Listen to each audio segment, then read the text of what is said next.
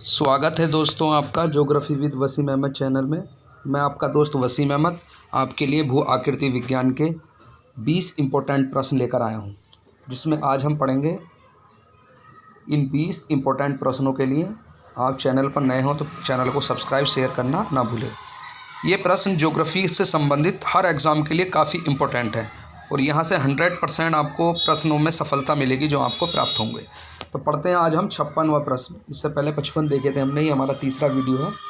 बाकी भू आकृति विज्ञान की प्लेलिस्ट हम डिस्क्रिप्शन में जाकर देख सकते हैं। कोल शब्दावली निम्न में से किस अपर्दन कारक से जुड़ी है? तो ध्यान रखना है, कोल जो शब्दावली है इसका आंसर हो जाएगा आपका हिमनद से जुड़ी हुई है, ये ध्यान रखना। 57वां प्रश्न है, क्रेवाइस शब्दावली निम्न में से किस अपर्दन कारक से जुड़ी है? तो ये ध्यान रखना है आपको, इसका आंसर है आपका डी, ये भी हिमनद से जुड़ी हुई है। उसके बाद अगला प्रश्न देखते हैं, काफ़ी इम्पोर्टेंट है ये भी। भूपटल की मोटाई कितनी है? जो हमारी भूपटल है मतलब क्रस्ट है, इसकी जो मोटाई है वो कितनी है? इसकी जो मोटाई है आपकी 5 से लेकर 60 किलोमीटर है, तीसरा आंसर है। अगला प्रश्न है आपका, अनाच्छादन डेनुडेशन की व्याख्या के लिए निम्नलिखित में से कौन सा कथन सही है? तो इसका जो आंसर है आपका बी सही है। डेनुडेशन में, अनाच्छादन में हम अपक्षय, अपर्दन और निक्षेपण की प्रक्रिया को जानते हैं। तो तीनों चीज़ें इसमें आती हैं, अपक्षय भी आता, अपर्दन भी और निक्षेपण भी। उसके बाद देख ले अगला प्रश्न, काफ़ी इम्पोर्टेंट है। 60वां प्रश्न है, निम्नलिखित में से कौन सा कथन हिमनद के बारे में सही नहीं है? हिमनद के बारे में कौन सा कथन सही नहीं है? तो इसका आंसर जो सही नहीं है वो पहला सही नहीं है। ग्लेशियर बहते हुए बर्फ़ की बंद व्यवस्था है। ग्लेशियर जो बहते हुए बर्फ़ की बंद व्यवस्था नहीं है, खुली व्यवस्था है।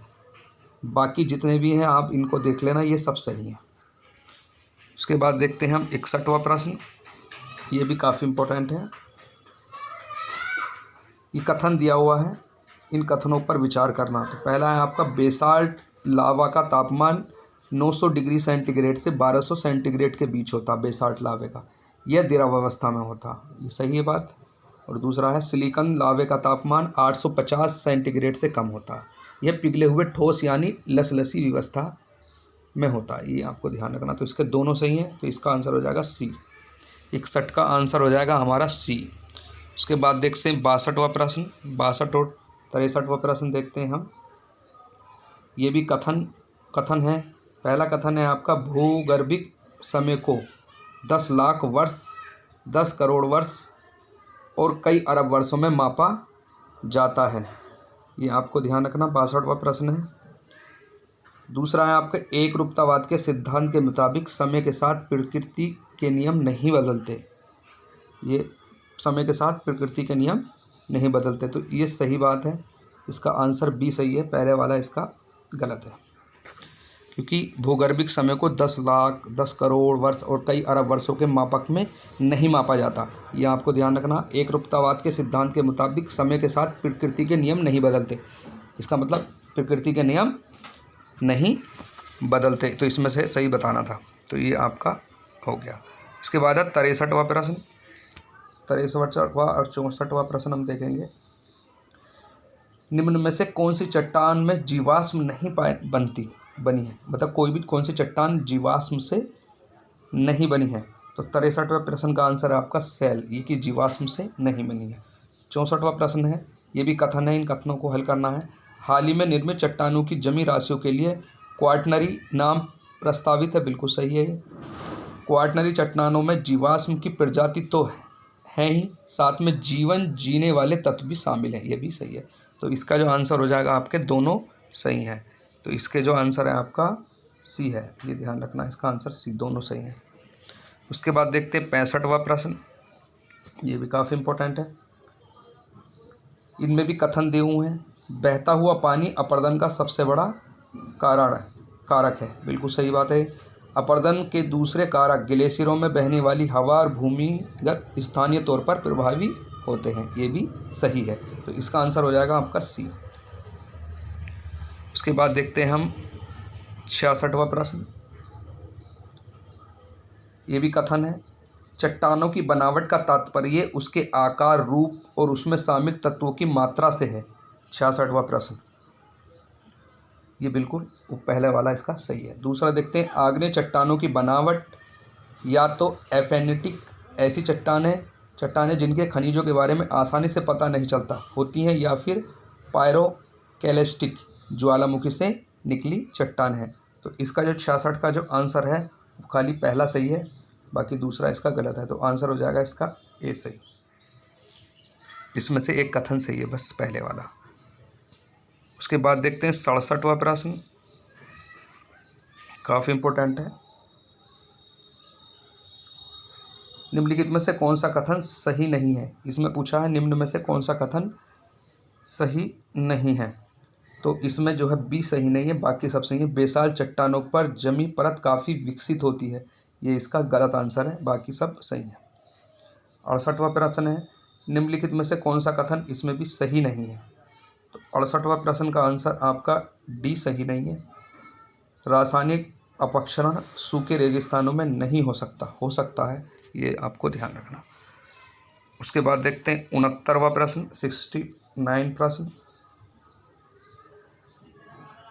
इनमें भी कथन दिए हैं और इनमें पहला कथन है, ग्रेनाइट एक विशाल समरूपीय चट्टान है जो स्फीति, क्वार्ट्ज और एब्रक से निर्मित है, पहला सही है। दूसरा है आपका, बेसाल्ट एक बेहतर सूक्ष्म चट्टान का रूप है जिसमें स्फीति, ओलिवीन और पायरोक्सिन शामिल होता है, ये भी सही है। रेतीली चट्टान मुख्य तौर पर एब्रक से बना है जिसमें छोटे छोटे क्वार्ट्ज, स्फीति और मिट्टी के खनिज शामिल होते हैं, ये भी सही है। लाइमस्टोन के कैल्साइट मिट्टी खनिज कुछ अशुद्धियाँ शामिल होती हैं, ये भी सही है। तो 69 का जो आंसर है आपका, इसके जो आंसर हो जाएंगे चारों सही हैं, ये ध्यान रखना। तो इसके जो हैं चारों आंसर इसके सही हैं, चारों कथन इसके सही हैं। उसके बाद देखते हैं हम, काफ़ी इंपॉर्टेंट है ये भी, 70वां प्रश्न, कौन सा कथन सही नहीं है? इसमें पूछा है। 70वां प्रश्न का आंसर आपका सी है, यांत्रिक अपक्षरण केवल रेगिस्तानों में हो सकता है। ये जरूरी नहीं है खाली रेगिस्तानों में हो सकता, पर्वतीय क्षेत्रों में भी यांत्रिक अपक्षरण मतलब रासायनिक अपक्षरण या रासायनिक अपक्षय हो सकता है। यांत्रिक अपक्षय हो सकता है पर्वतीय क्षेत्रों में, खाली रेगिस्तानों में नहीं होता। बाकी इनके तीनों आंसर सही हैं। 71वां प्रश्न है, आधार तल बेस लेवल की संकल्पना किसने प्रस्तुत की थी? तो ये हमें ध्यान रखना है, पावेल ने प्रस्तुत की थी, काफ़ी इंपॉर्टेंट है। इसके बाद देखते हैं हम 72वां प्रश्न, निम्नलिखित कथनों पर विचार कीजिए, और ये भी कथन है, इन पर विचार करना। आग्नेय चट्टानों से पृथ्वी के तापीय इतिहास के रिकॉर्ड का पता चलता है, सही है। आग्नेय चट्टानों की उत्पत्ति का प्लेटो के खिसकने से संबंध है, ये भी सही है।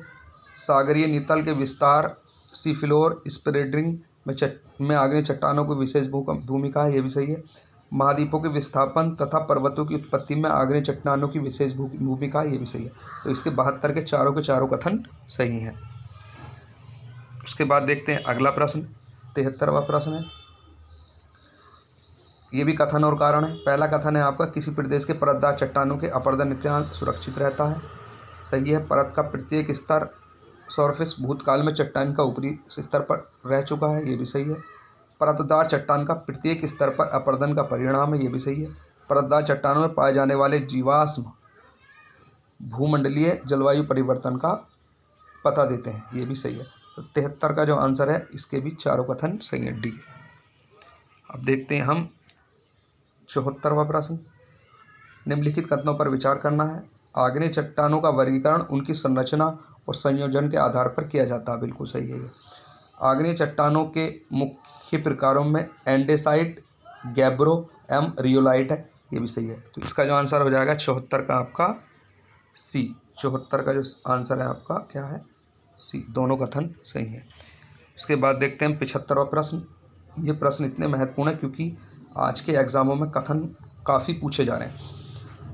इनमें से कथन कौन सा सही नहीं है? तो 75 का जो आंसर जो सही नहीं है, इसका पहला, अधिकतर परिवर्तनीय चट्टानों के सबडक्शन के कारण उत्पन्न होती हैं जो प्राय बुलंददार पर्वतों के नीचे होती हैं, ये सही है। परिवर्तित चट्टानों की उत्पत्ति आग्नेय परतदार परिवर्तित चट्टानों के रूप में परिवर्तन के कारण होती है, ये भी सही है। नीस एक महीन कणों वाली परिवर्तित चट्टान है। नीस एक महीन कणों वाली, तो ये इस गलत बात है। सिस्ट के कण मोटे होते हैं, ये सही है। नीस के महीन कणों नहीं होते, मोटे कण होते हैं। तो इसका जो आंसर हो जाएगा आपका सी। इसमें नहीं पूछा तो नहीं जो आंसर है वो सी है। तो ये काफ़ी इंपॉर्टेंट वीडियो था आपके लिए। और आप UGC NET, TGT, PGT, higher education से संबंधित काफ़ी वीडियो देखना चाहते हैं तो आप डिस्क्रिप्शन में लिंक दिए हुए हैं सबके, आप वहां जाकर ज़रूर उन प्ले लिस्टों को देखें। तो मिलते हैं हम अगले वीडियो में। जय हिंद, जय हिंद, जय हिंद, जय भारत।